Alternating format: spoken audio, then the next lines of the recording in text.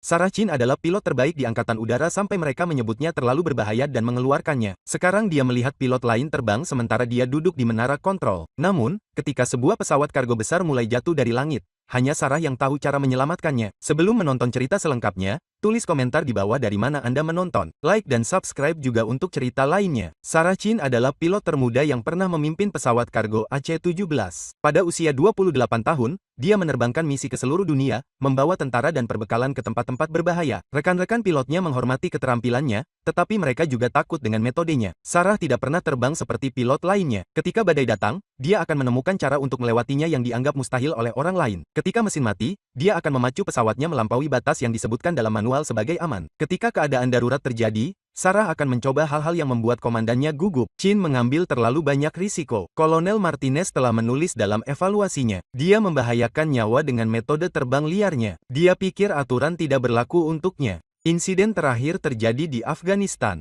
Sarah C-7 sedang membawa tentara yang terluka kembali ke Jerman ketika kedua mesin di sayap kiri mati. Prosedur standarnya adalah mengumumkan keadaan darurat dan mendarat di bandara terdekat. Namun, bandara terdekat yang aman berjarak 3 jam dan 2 tentara yang terluka sedang sekarat. Sarah membuat keputusan yang mengakhiri karirnya. Ia menerbangkan pesawatnya yang rusak melalui celah gunung yang secara resmi ditandai sebagai terlalu berbahaya untuk pesawat besar. Pegunungan itu tertutup awan dan radar tidak dapat melihatnya. Pilot lain mengatakan bahwa mencoba melewati celah itu dengan pesawat yang rusak sama saja dengan bunuh diri. Namun, Sarah lebih mengenal pesawatnya daripada siapapun. Ia tahu persis seberapa besar tekanan yang dapat ditangani C-7. Ia terbang berdasarkan insting dan pengalaman, menerbangkan pesawat kargo besarnya di antara puncak gunung yang bahkan tidak dapat dilihatnya. Ia menyelamatkan 2 nyawa hari itu. Kedua tentara yang terluka selamat karena Sarah membawa mereka ke perawatan medis 2 jam lebih cepat daripada yang diperkirakan siapapun. Namun, komandannya hanya melihat seorang pilot yang telah melanggar aturan keselamatan dan mempertaruhkan puluhan nyawa dalam pertaruhan yang berbahaya. 3 minggu kemudian, Sarah Chin dilarang terbang secara permanen. Lisensi pilotnya ditangguhkan dan dia diberhentikan dari Angkatan Udara dengan catatan hitam yang akan mengikutinya selamanya. 3 tahun berlalu dengan lambat. Sarah mendapatkan pekerjaan sebagai pengatur lalu lintas udara di Bandara Internasional Denver. Pekerjaannya stabil,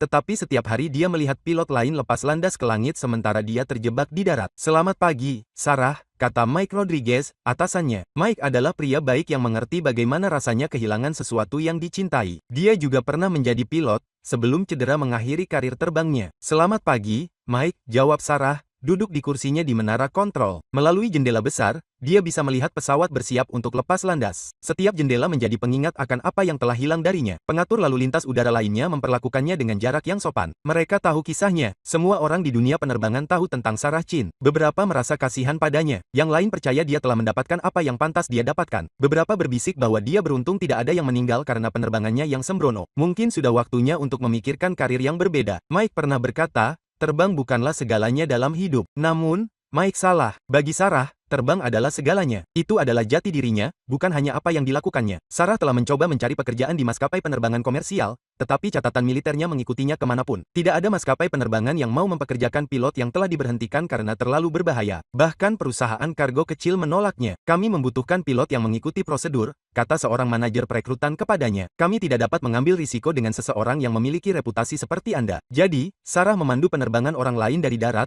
menyaksikan mereka menjalani kehidupan yang sangat diinginkannya. Itu adalah Selasa pagi yang cerah di bulan Oktober ketika semuanya berubah. Sarah menangani lalu lintas rutin, penerbangan komersial yang lepas landas dan mendarat, pesawat pribadi kecil yang meminta izin untuk memasuki wilayah udara Denver. Tidak ada yang tidak biasa atau menarik. Kemudian radionya berderak karena panik. "Mayday, Mayday, ini kargo Angkatan Udara 1 hingga 7.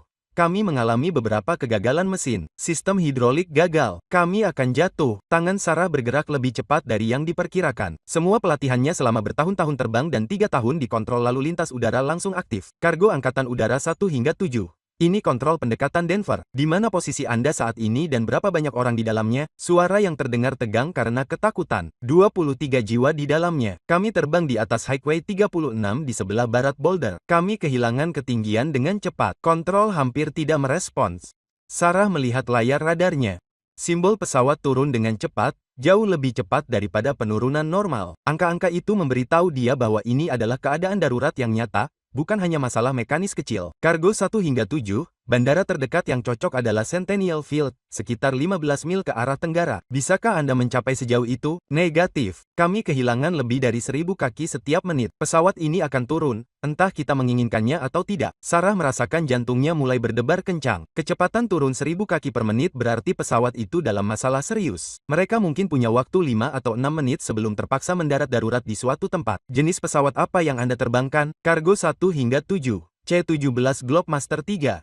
Kami membawa muatan kargo penuh. Pesawat ini terlalu berat dan rusak parah. Kami butuh tempat untuk mendarat sekarang. Ketika mendengar C-17, darah Sarah menjadi dingin. Itu pesawatnya. Pesawat yang telah diterbangkannya selama 8 tahun sebelum mereka melarangnya terbang. Dia tahu setiap sistem, setiap keterbatasan, setiap kemampuan C-17 lebih baik daripada pengendali lain di gedung itu. Namun, mendaratkan pesawat kargo militer besar dimanapun kecuali landasan pacu yang telah disiapkan, semua orang tahu itu mustahil. C-7 membutuhkan landasan pacu yang panjang dan kuat serta kondisi yang sempurna untuk mendarat dengan aman. Mike bergegas ke tempat kerja Sarah ketika mendengar panggilan darurat. Sarah mengarahkan mereka ke pangkalan Angkatan Udara Peterson. Biarkan militer menangani keadaan darurat mereka sendiri. Namun Sarah sudah mempelajari layar komputernya, melihat peta dan pola lalu lintas. Jalan raya 36 lurus seperti anak panah sejauh bermil-mil antara Boulder dan Denver. Jalan itu lebarnya 8 jalur, jauh lebih lebar dari jalan biasa. Permukaannya aspal halus dan medannya relatif datar. Kargo 1 hingga 7. Dikonfirmasi bahwa Anda tidak dapat mencapai fasilitas bandara manapun. Dikonfirmasi, kita mungkin punya waktu 4 menit sebelum kita kehilangan kendali penuh atas pesawat. Kita melihat kemungkinan tabrakan di daerah berpenduduk. Sarah memejamkan mata dan membayangkan spesifikasi C-17 yang tertanam dalam ingatannya setelah bertahun-tahun terbang. Panjang 174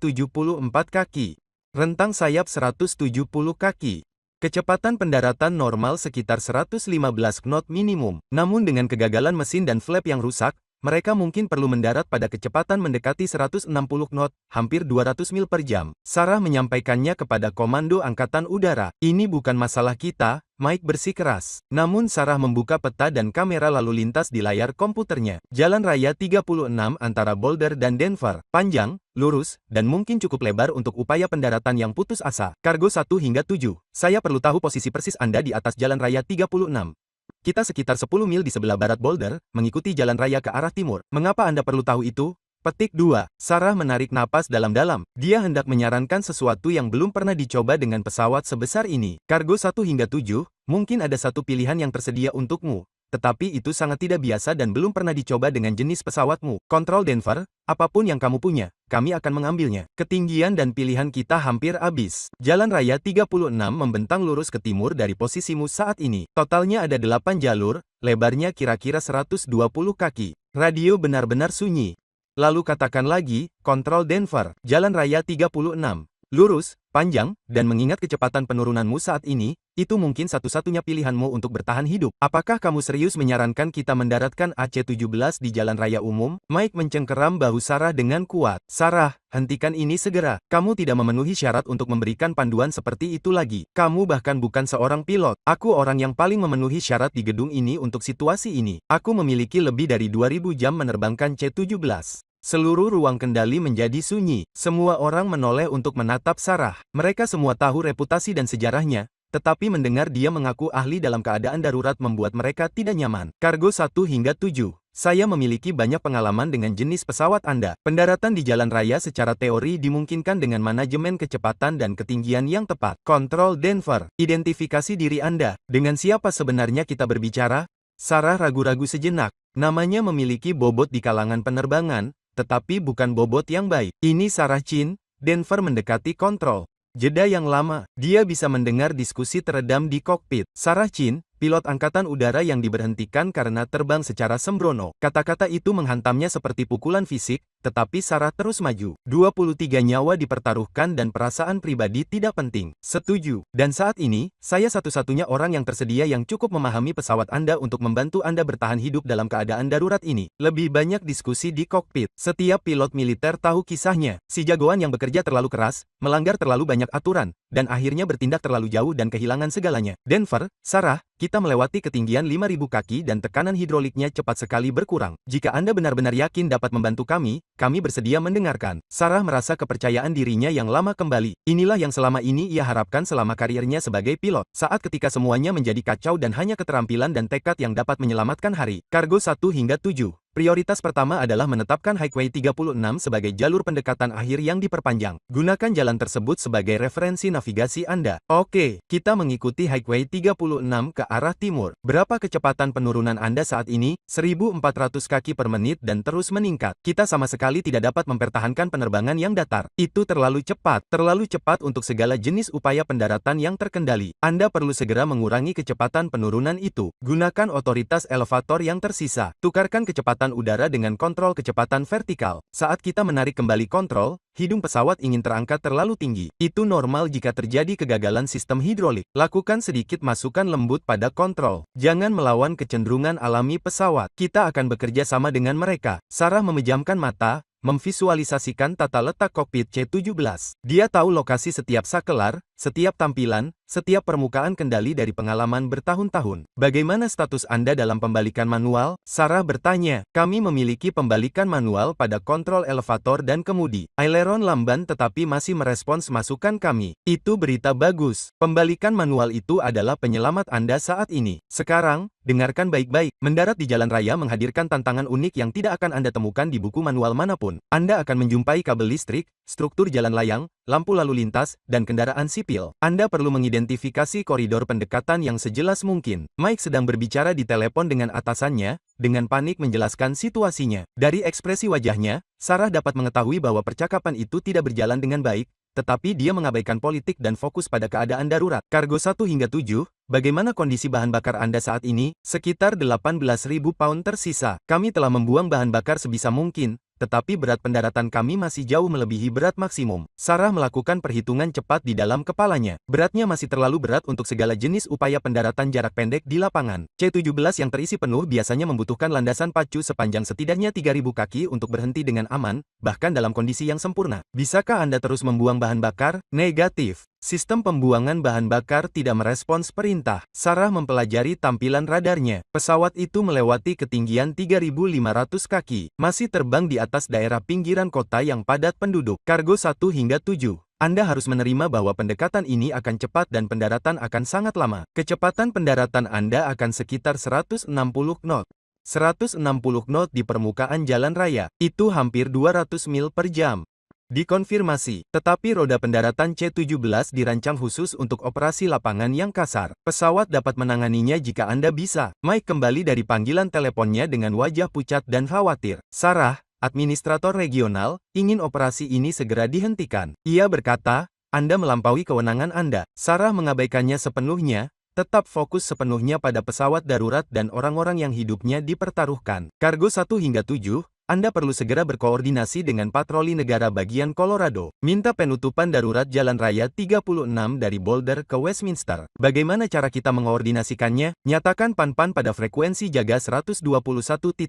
Beritahu mereka bahwa Anda sedang menjalankan prosedur pendaratan darurat dan perlu pembersihan jalan raya segera. Mereka akan berkoordinasi dengan lembaga penegak hukum setempat. Sarah beralih ke frekuensi koordinasi daruratnya, menghubungi polisi negara bagian secara langsung. Dalam waktu 3 menit, mobil patroli berpacu menuju titik akses jalan raya untuk mulai membersihkan lalu lintas. Sarah Mike berteriak dari seberang ruang kendali. Administrator regional menuntut untuk berbicara dengan Anda secara langsung. Katakan padanya bahwa 23 orang akan meninggal dan tanyakan apakah dia ingin menjelaskan kepada keluarga mereka mengapa kita tidak mencoba setiap opsi yang memungkinkan untuk menyelamatkan mereka. Ia beralih kembali ke frekuensi pesawat. Laporan ketinggian dan posisi terkini Kargo 1 hingga 7 2.800 kaki sekitar 5 mil sebelah barat Boulder. Kita sekarang bisa melihat jalan raya dengan jelas. Masih banyak kendaraan di jalan raya. Unit kepolisian negara bagian menanggapi lalu lintas yang lancar. Lanjutkan pendekatan Anda menggunakan garis tengah jalan raya sebagai jalur landasan pacu Anda. Sarah, kami harus bertanya mengapa tepatnya Anda dicabut dari status penerbangan, bahkan di tengah keadaan darurat hidup atau mati. reputasinya mengikutinya kemana-mana. Namun kali ini, Sarah menjawab dengan sangat jujur. Saya dicabut dari status penerbangan karena saya bersedia mengambil risiko yang diperhitungkan yang dianggap terlalu berbahaya oleh pilot lain. Karena saya mendorong pesawat melampaui batas operasional normal ketika nyawa dipertaruhkan. Dan apa sebenarnya yang Anda minta kami lakukan sekarang? Saya meminta Anda untuk percaya bahwa terkadang hal yang mustahil justru sulit. Dan terkadang kesulitan justru menyelamatkan nyawa. Melalui jaringan kamera lalu lintas, Sarah dapat melihat kendaraan darurat memposisikan diri di sepanjang jalan raya. Lampu merah dan biru menyala di mana-mana saat polisi bekerja keras untuk membersihkan lalu lintas sipil dari zona pendaratan. Prosedur pasca pendaratan kargo 1 hingga 7 akan sangat penting. Bagaimana status sistem rem Anda? Kami memiliki tekanan hidrolik pada rem roda, tetapi sistem anti-selip sama sekali tidak berfungsi. Pengereman maksimal kemungkinan besar akan mengakibatkan ban pecah. Sarah merasa mual. Tanpa perlindungan anti-selip, pengereman keras di aspal dengan kecepatan 160 knot hampir pasti akan meledakkan banyak ban. Namun tanpa pengereman maksimal, ban tidak akan pernah berhenti sebelum menabrak gedung dan area berpenduduk. Anda harus menerima kegagalan ban sebagai risiko yang dapat diterima. Lebih baik menghancurkan ban di tanah daripada menabrak bangunan. Dimengerti, kami berkomitmen sekarang. Sarah mengganti frekuensi untuk berkoordinasi dengan tim tanggap darurat yang ditempatkan di sepanjang jalan raya. Semua kendaraan darurat, harap diperhatikan bahwa pesawat akan mendarat dengan kecepatan sekitar 160 knot dan akan membutuhkan ketinggian minimal 6.000 kaki untuk mencapai pemberhentian penuh. Posisikan diri Anda jauh dari zona pendekatan dan pendaratan. Kembali ke kargo pesawat 1 hingga 7, laporkan ketinggian saat ini 2.100 kaki dan menurun. Kita sejajar dengan jalan raya 36. Sarah, kita dapat melihat beberapa struktur jalan layang tepat di depan. Sarah dengan cepat membuka citra satelit dan data jarak bebas jembatan di sistem komputernya. Saya telah membuka informasi jalan layang. Anda perlu mengatur waktu profil penurunan dengan hati-hati agar dapat melewatinya dengan aman. Berapa tinggi pesawat Anda dari bagian bawah roda pendaratan hingga bagian atas penstabil vertikal? Kira-kira tinggi totalnya 55 kaki. Sarah memperbesar peta satelit dan membuat perhitungan cepat untuk margin jarak bebas. Jalan layang jalan raya menunjukkan jarak bebas vertikal 17 kaki di atas permukaan jalan. Anda harus berada dalam efek tanah untuk melewatinya dengan aman. Efek tanah pada kecepatan pendekatan kami. Itu adalah penerbangan yang sangat berbahaya. Segala sesuatu tentang seluruh pendekatan ini berbahaya, tetapi efek tanah juga akan membantu mengurangi tingkat sinkronisasi dan memperpanjang jarak luncur Anda. Melalui beberapa kamera lalu lintas yang diposisikan di sepanjang jalan raya, Sarah menyaksikan C-17 yang besar muncul di kejauhan. Dengan latar belakang lanskap pinggiran kota Denver, pesawat itu tampak sangat besar, seperti bangunan terbang yang mendekati tanah. Kontrol Denver, kami berkomitmen penuh untuk pendekatan ini sekarang. Tidak ada jalan untuk kembali. Salin itu, kargo 1 hingga 7. Profil pendekatan Anda tampak sangat bagus dari sini. Pertahankan keselarasan garis tengah dan kecepatan udara yang stabil. Sarah menyaksikan umpan kameranya saat pengemudi yang panik menarik mobil mereka ke bahu jalan raya. Beberapa kendaraan masih bergerak. Pengemudinya tampaknya tidak menyadari pesawat yang mendekat. Semua unit polisi. Pesawat sedang dalam pendekatan akhir yang pendek. Segera singkirkan semua kendaraan yang tersisa dari jalan raya. Kembali ke pesawat. Kargo 1 hingga 7. Laporkan kecepatan pendekatan Anda, 165 knot dan tetap stabil. Kita mendekati struktur jalan layang pertama sekarang. Sarah menahan napas saat dia melihat umpan kamera. Transportasi militer yang sangat besar memenuhi layarnya, terbang hampir 20 kaki di atas permukaan jalan raya. Tampak bagus, kargo 1 hingga 7. Anda akan melewati jembatan itu dengan ruang yang cukup. Pesawat itu bergemuruh di bawah struktur jalan layang dengan jarak bebas hanya beberapa kaki di atas dan di bawah. Kita berhasil melewatinya, tetapi Sarah, kita mendekati daerah yang lebih padat penduduk di depan. Jika kita tidak dapat menghentikan pesawat ini, Anda akan menghentikannya. Saat roda pendaratan utama Anda menyentuh aspal itu, terapkan gaya pengereman maksimum. Jangan ragu karena masalah ban. Dimengerti, kita dapat melihat zona pendaratan kita di depan. Jalan raya tampaknya sekarang bebas dari lalu lintas. Sarah menyaksikan pendekatan akhir pada 6 sudut kamera yang berbeda. C-17 tampak seperti sesuatu dari film fiksi ilmiah. Rentang sayapnya sepanjang 170 kaki hampir menutupi seluruh lebar jalan raya 8 jalur. Kargo 1 hingga 7, Anda tampak sempurna saat mendekat. 50 kaki di atas permukaan tanah, 30 kaki, 20 kaki. Pesawat besar itu mendarat di Highway 36 dengan kekuatan yang luar biasa. Percikan api meletus dari roda pendaratan saat ban karet menyentuh aspal dengan kecepatan hampir 200 mil per jam. Kami berada di darat. Kami berada di darat. Namun pesawat itu masih bergerak dengan kecepatan luar biasa. Sarah menyaksikan dengan takjub dan ketakutan saat C-17 melesat di jalan raya, meninggalkan jejak ban yang berasap di aspal di belakangnya. Pengereman maksimal. Ceritakan semua yang Anda miliki. Melalui kameranya, Sarah dapat melihat pesawat itu melambat secara bertahap, tetapi tidak cukup cepat. Pusat perbelanjaan dan gedung perkantoran tampak di kejauhan. Rem mulai melemah.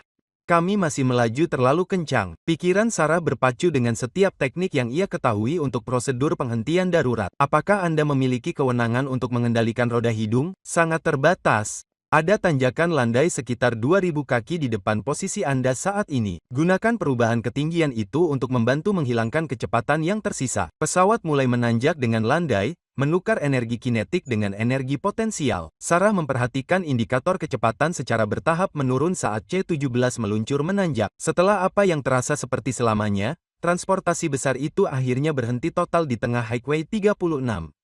Hening di radio. Kemudian dengan tenang, kontrol Denver dihentikan. Kami benar-benar berhasil. Sorak-sorai meletus di seluruh menara kontrol. Pengendali yang telah menahan napas selama 10 menit tiba-tiba mulai bernapas lagi. Sarah ambruk ke belakang di kursinya, terkuras secara emosional dan fisik dari keadaan darurat paling hebat dalam karirnya. Tim tanggap darurat kargo 1 hingga 7 mendekati posisi Anda. Laporkan status semua penumpang dan awak. Bersiaplah sementara kami melakukan penghitungan. Denver, kami menunjukkan tidak ada cedera serius di antara penumpang atau awak. Semua orang berjalan-jalan dan berbicara. Kami benar-benar berhasil melakukan pendaratan yang mustahil ini. Lebih banyak sorakan memenuhi ruang kontrol. Mike meletakkan tangannya di bahu Sarah. Keraguannya sebelumnya benar-benar hilang. Itu benar-benar bimbingan yang luar biasa, Sarah. Saya belum pernah melihat yang seperti ini. Sarah menatap layar radarnya tempat simbol pesawat akhirnya berhenti bergerak setelah perjalanannya yang mustahil dari langit ke jalan raya. Itu bukan hanya mikrofon bimbingan. Itu adalah kerja tim antara para profesional yang menolak menyerah saat nyawa dipertaruhkan. Dalam waktu 1 jam, helikopter berita berputar-putar di atas kepala. Rekaman video pendaratan di jalan raya disiarkan ke seluruh dunia. Transportasi militer besar yang berada di tengah-tengah Highway 36 tampak seperti sesuatu dari film fiksi ilmiah. Kapten Rodriguez, komandan pesawat, memberikan wawancara kepada setiap organisasi berita yang mau mendengarkan. Kami tidak akan pernah bisa mencapai ini tanpa pengendali lalu lintas udara yang membimbing kami melalui pendekatan itu. Sarah Chin menyelamatkan 23 nyawa hari ini dengan pengetahuan, keterampilan, dan keberaniannya. Ketika wartawan bertanya tentang latar belakang Sarah yang kontroversial dan pemecatannya dari Angkatan Udara, Rodriguez menatap langsung ke kamera dengan keyakinan. Saya pernah mendengar orang menyebut Sarah Chin ceroboh. Saya pernah mendengar mereka mengatakan dia berbahaya dan tidak layak untuk terbang. Tetapi saya akan memberitahu Anda apa yang saya ketahui dari pengalaman pribadi. Terkadang, apa yang tampak seperti kecerobohan bagi orang yang bermain aman, justru merupakan jenis pemikiran kreatif yang menyelamatkan nyawa ketika semuanya menjadi kacau. Sarah Chin bukanlah orang yang sembrono. Dia tidak takut ketika dibutuhkan. Dan hari ini, keberaniannya itu telah membawa 23 orang pulang dengan selamat kepada keluarga mereka. Sarah menyaksikan liputan berita dari apartemen kecilnya malam itu. Ponselnya tidak berhenti berdering sejak pendaratan. Tawaran pekerjaan dari maskapai penerbangan besar, permintaan wawancara dari program berita, ucapan selamat dari mantan kolega yang telah menghindarinya selama 3 tahun. Namun, panggilan telepon yang paling penting datang tepat sebelum tengah malam. Sarah, ini Jenderal Patricia Morrison dari Markas Besar Komando Mobilitas Udara. Sarah langsung mengenali nama itu. Jenderal Morrison adalah salah satu perwira senior yang menandatangani surat pemecatannya 3 tahun lalu. Selamat malam, Jenderal. Saya telah menyaksikan liputan berita tentang pendaratan darurat hari ini. Itu adalah panduan kemahiran terbang yang luar biasa dalam situasi yang mustahil. Terima kasih,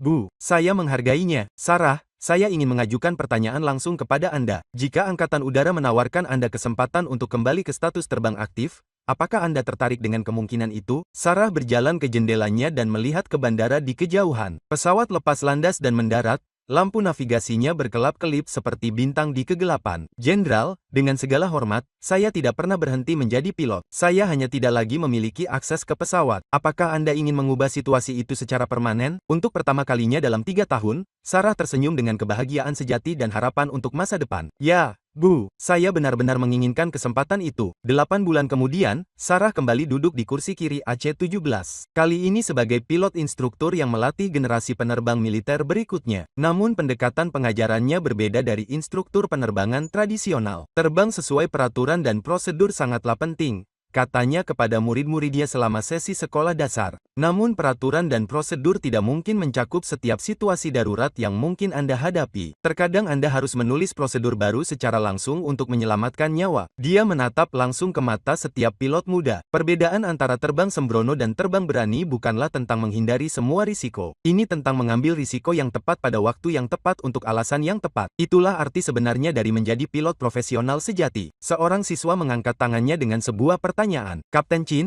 bagaimana Anda tahu kapan waktu yang tepat untuk melampaui batas operasional normal? Sarah memikirkan Highway 36.